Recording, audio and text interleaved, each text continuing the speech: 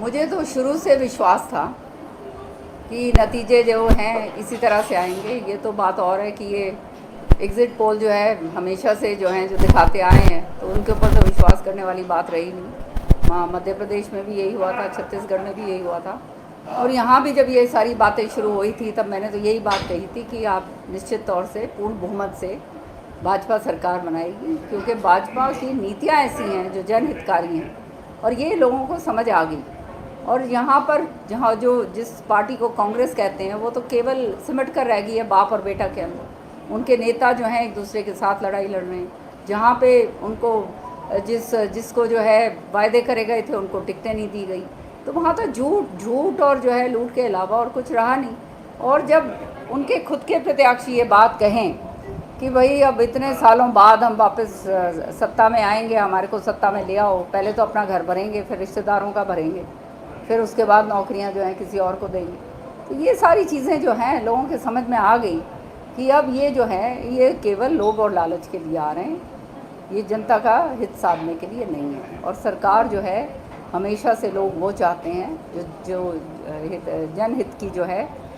कल्याणकारी जो है नीतियाँ आगे लागू करे, और वो भाजपा ही कर सकती है। मैडम जी, बात करें 2 साल की, तो क्या उम्मीद थी इस प्रकार से एक तरफा जीत होगी? शुरू से आखिरी राउंड तक श्रुति चौधरी जो है वो लीड बनाने में कामयाब रही थी, या धड़कनें तेज थी, कहीं ना कहीं डर था कि पता नहीं क्या होगा? सच्चाई ये है कि मुझे तो शाम पर और तो शाम के लोग जो मैं जिनको अपना परिवार मानती हूँ पूरा विश्वास है, और मुझे तो शुरू से ही ये इल्म था कि भारी बहुमत से श्रुति जीत कर निकलेगी, और मैंने शुरू से ही ये बात कही। ये बात और है कि इस चुनाव को जो है गंदा करने में, प्रदूषित करने में कोई कसर छोड़ी नहीं गई।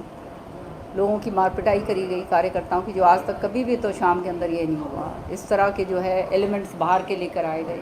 पैसे जो है खुलेआम, आप देखिए वो देवराज तो शामियाँ जो है किस तरह से खुलेआम जो है एक बारी नहीं 2 बारी पकड़े गए पैसे बांटते हुए।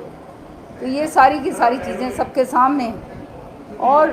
उसके साथ फिर जो है विरोधी तो इकट्ठे होते ही हैं, इसमें तो कोई शक की बात नहीं है। लेकिन जिस तरह से चुनाव के अंदर प्रचार करा गया गलत तरीके से, और हर चीज़ का इस तरह से इस्तेमाल करा गया, ये मैं समझती हूँ प्रजातंत्र के अंदर सही नहीं है। और लोगों को अब समझ आ गया होगा कि ये वो लोग हैं जिन्होंने अपने दोनों हलके ख़राब करे हैं, पहले मुंडाल भी ख़राब करा और फिर बाडरा ख़राब करा, और अब यहाँ ख़राब करने आए तो लोगों ने इनको पूरी तरह से नकार दिया।